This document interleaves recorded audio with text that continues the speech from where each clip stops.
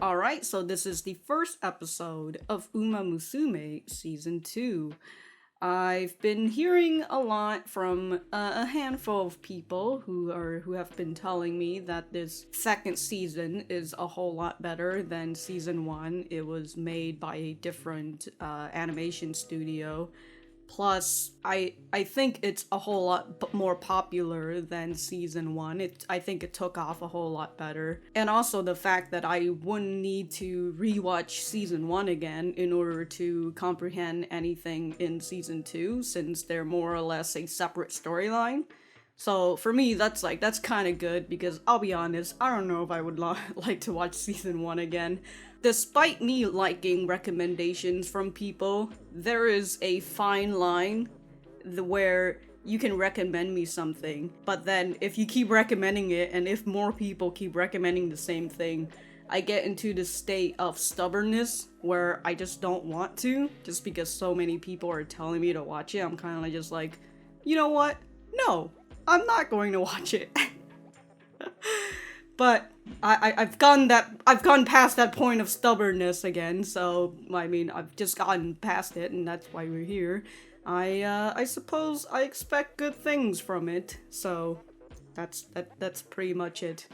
I keep glancing my eyes over the freaking Verve page, and I keep seeing the summary, and I'm like, stop! I need to stop looking at the summary because it just summarizes the entire episodes. But anyways, I do have my full-length reactions up on Patreon, which you guys can check out in either of the corner or in the description down below. Other than that, let us get started.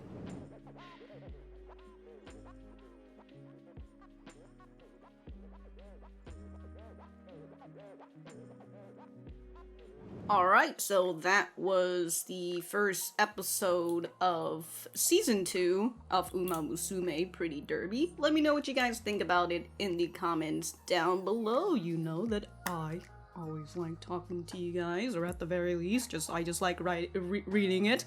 And I don't know why I have to explain. Oh my god! Oh! Okay.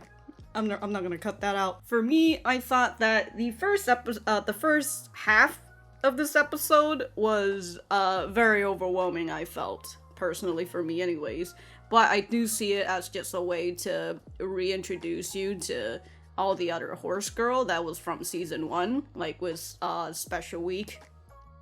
And you know how she's the she was the main character of season 1. There you go. That's what I was trying to say. Along with, I forgot what that other girl is, who I just keep thinking as a fucking carrot because of her orange hair and greenish ears. But those two were like the main duo from season 1, and we're just following Teio, who is currently the main character of this. I don't know why I have to explain that part, but you know, like I said, it started off like a usual sports anime would do it. You're a kid, you see something very inspiring, and that inspired you to do whatever your hero or whatever inspired you to do it. And so here is Teio, who I'm still over here like, how old is Rudolph when she gained the triple crown? And why is she... How far is this academy? Like, what are the grades of this academy? I'm so confused on the age, but whatever. It said that she was in elementary, but I'm just gonna assume maybe like 6th grade or something. And what, do you get into the academy in middle grade? I'm gonna continue to not question that. Anyways, like I said, the first half was a little overwhelming for me. It was a lot of character introduction, and overall just a lot of reintroduction to the academy itself. And then they just keep on putting in that whole like, she's gonna win. Oh, and even Teio's like, it's alright, I'm going to win. And you know, when they say that, you know that something bad is just going to happen. And like I said, I thought that she was going to have that injury during the race, but it seems like she won, but she realizes that injury afterwards. So it seems like she, you know, she sprained herself or she overexerted herself, which is just something that we will have to find out in the next episode to see how severe it was. Usually, one thing I do like in terms of sports anime is that the characters are already semi-skilled in what they're doing, and they just face way stronger opponents than their current skill could handle, so then they need to train up to that skill of their rival or their opponents and all that. Unlike usual action type anime where there are underdogs and they start from like nothing. And I'll be honest, I'm not a fan of underdogs. It's not my thing. I don't really like that. You know, something like Tokyo Ghoul or the History's Strongest Disciple, like those sort of action sort of thing. I'm not a big fan of. I don't like going from zero to hero. I much prefer if you're already semi-skilled and you need to get better. And that is what it looks like here in season 2. And I remember that is something I mean, obviously, it's the whole progress thing, and that's fine, but it was something I didn't enjoy as much in season 1 with Special Week. I still remember her first time introducing herself to a race, and it was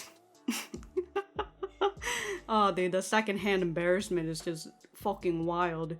So I'm glad that Toei, we're all Teiou, we're already at that point for Teiou that, you know, she already won the first cup or whatever that first thing is in order to get her triple crown. So again, she's already semi-skilled and she's already very knowledgeable of introducing herself during the pre-race and then the whole idol horse girl thing, to which I will have to say, even after season 1, I still don't get it.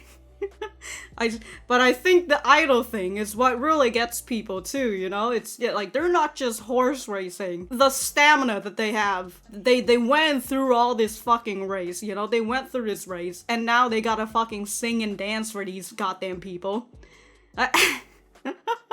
The stamina on these girls. But I still don't get it. It's probably because I'm not super into the idol thing. But there are some idol stuff that I enjoy. I just don't get the combination of racing and then going straight into singing and dancing. So, for the most part, you're probably just gonna see me do this for the most part. Like, oh, it's a pretty good song, I guess, but I am just not super into the idol culture stuff. And now I am just a broken clock, just repeating myself over and over.